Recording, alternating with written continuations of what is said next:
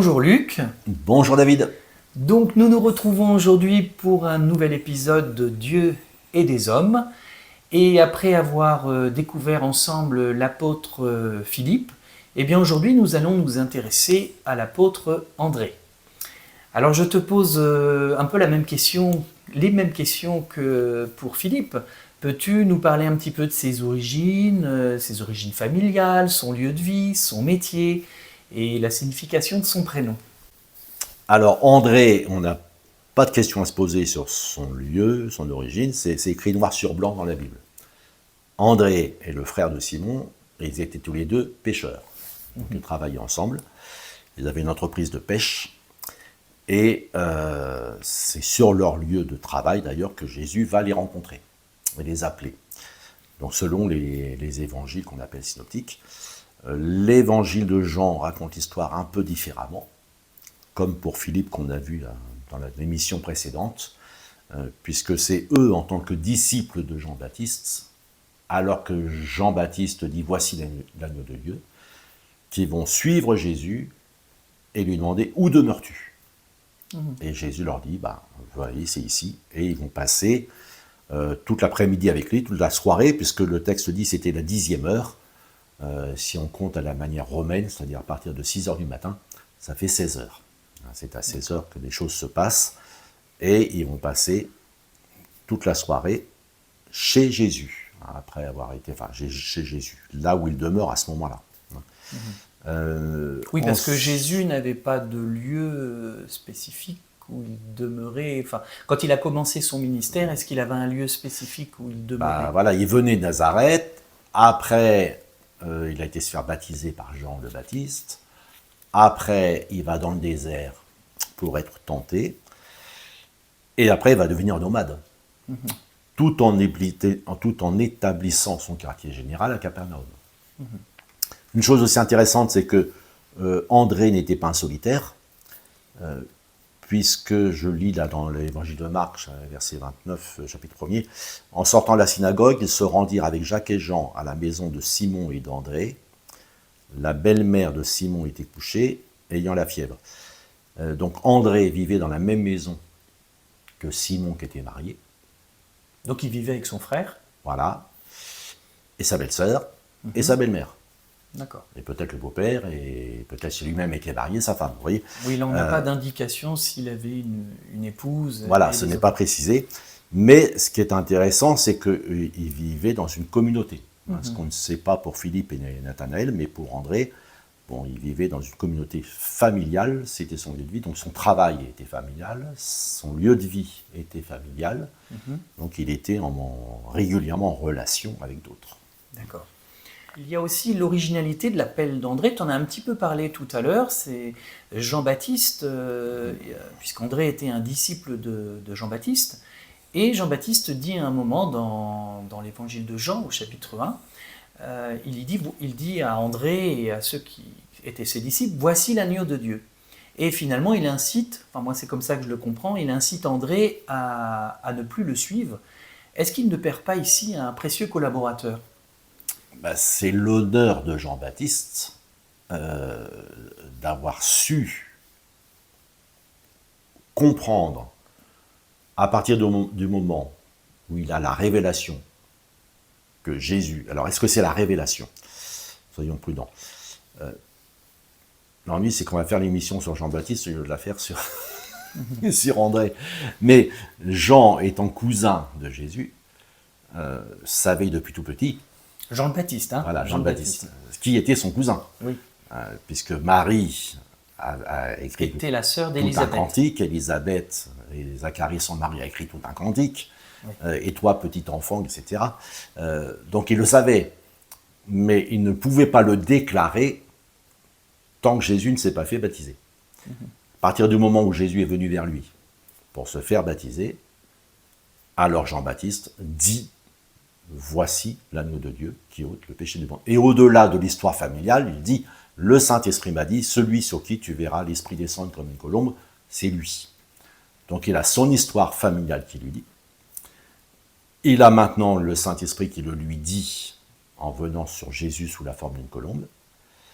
Et il sait, puisque son ministère est de préparer le chemin du Seigneur, il faut qu'il croisse et que je diminue. Puisque le Seigneur est maintenant dans la lumière publique, moi, Jean, je dois m'effacer. Et donc, il faut que tous ses disciples, il les aide à devenir les disciples de Jésus, et que Jésus constate que Jean-Baptiste les a bien préparés. Et ça, André, il le réalise, selon toi, il réalise C'est tout pas de sûr. suite? C'est pas sûr. Justement, on verra tout à l'heure sur la question de la fin des temps. Je crois qu'André est resté très attaché à Jean, justement. Ça, c'est une opinion, mais on verra ça tout à l'heure.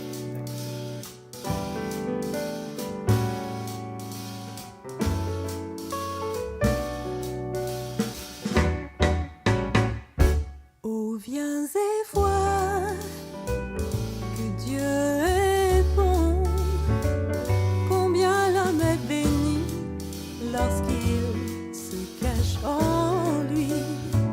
J'ai cherché Jésus et il m'a répondu, lui seul m'a délivré de mes craintes passées. Je veux le remercier car il est bon, son grand amour pour moi ne tarira pas. Non, non, non, non, je veux le remercier car il est bon, son grand amour pour moi ne tarira pas. Oh, viens et vois. On a parlé de Philippe la dernière fois, mettait aussi des gens en relation avec Jésus. Alors André aussi met en relation des personnes avec Jésus. Et la première personne qu'il va mettre en relation avec Jésus, c'est pas une moindre personne, puisque c'est Simon-Pierre, son propre frère, qui deviendra évidemment l'apôtre Pierre, qui est quand même pas le moindre des apôtres. Donc ça, c'est la première personne qu'il met en relation avec Jésus. Et lui aussi, on le retrouve dans l'épisode avec les Grecs. Philippe et André vont mettre en relation ces Grecs avec Jésus. Donc, est-ce que c'était un homme aussi de relation? Est-ce que c'était un homme de contact? Est-ce qu'il avait un appel d'évangéliste aussi? Surtout, c'est un homme humble. Parce que de André, on l'avait dit la dernière fois, il est dit, André le premier trouva son frère. Donc il amène son frère Simon vers Jésus. Mais quand Jésus va choisir ses 12 apôtres, un des évangiles dit Simon-Pierre le premier. Donc André le premier trouve Simon qui lui vole la vedette. D'accord. Pour parler comme on parlerait dans le domaine artistique. Puisque de André, Jésus ne dit rien de particulier. Mais dès qu'il voit Simon, il le surnomme Pierre. Il dit, tu es Simon, fils de Jonas, tu t'appelleras Céphas, c'est-à-dire Pierre. Donc tout de suite, Jésus manifeste un intérêt particulier pour Simon, et rien de particulier pour André. Et Oui. André ne semble pas prendre ombrage. Oui. Voilà, c'est ça. Donc ça montre son humilité. Il accepte, et ça, certains évangélistes ont du mal, ou des personnes qui amènent quelqu'un à Jésus-Christ, qui vont amener quelqu'un qui va largement les dépasser. Et il y en a qui vont prendre ombrage. Mais il ne faut pas prendre ombrage, c'est un honneur d'amener à Jésus quelqu'un pour qui Jésus a un projet très particulier. On dirait aujourd'hui une destinée spéciale. Et celui ou celle qui a fait cette œuvre de l'amener à Jésus a fait une bonne œuvre, même s'il doit s'effacer dans l'histoire. Et André va s'effacer dans l'histoire, alors que Pierre va demeurer jusque dans le livre des Actes, jusque dans une épître de Pierre, même 2 épîtres de Pierre, qui sont là, et Pierre qui est cité par Paul, Paul qui est cité par Pierre, enfin, voilà, il va prendre une importance énorme. Donc ça voudrait dire qu'il y a des personnes que Dieu appelle, qui vont aussi témoigner de Jésus à d'autres personnes, mais ensuite ces personnes s'effaceront. Tout à fait. Ces personnes resteront dans l'ombre, et ceux qu'ils ont amenés, eux, vont être dans la lumière. Mais tout vient de Dieu. Tout vient de Dieu, et chacun doit être à la place que Dieu lui donne. Et André est resté à la place que Jésus lui a donnée. J'aimerais, Luc, qu'on revienne aussi sur un autre épisode dont on a parlé aussi quand on a présenté Philippe, c'est l'épisode de la multiplication des pains, puisqu'encore une fois, Philippe et André sont associés dans cette histoire. Et dans cet épisode, je me pose la question, est-ce que André était quelqu'un de très pragmatique ou est-ce qu'André manquait de foi? Alors peut-être que tu vas pouvoir nous éclairer, puisque Jésus demande à Philippe et André de collaborer là, pour trouver des pains et des poissons. Et André dit, il y a ici un jeune garçon qui a 5 pains d'orge et 2 poissons, mais qu'est-ce que cela pour tant de personnes? Donc est-ce qu'il est pragmatique, il dit, bah non, il n'y a pas assez à manger, ou est-ce qu'il manque de foi? Moi, je le vois pas comme ça. D'abord, vis-à-vis de Philippe, André, il a roue de secours. Jésus interpelle Philippe pour l'éprouver. Et Philippe est désarçonné. Bon, même avec 200 deniers, on ne pourrait pas nourrir toutes ces personnes. André vient au secours. Ah, 5 pains d'orge et 2 poissons. Et puis après, il se retient, un peu la honte devant Jésus. Il dit, je reconnais que, bon, pour ce que tu veux faire, c'est pas tellement suffisant. C'est pas beaucoup. Mais Jésus ne va pas mépriser cette offrande, parce que nous, voilà, on peut appeler ça au contraire un acte de foi. Voilà, ce qu'il a, il le présente.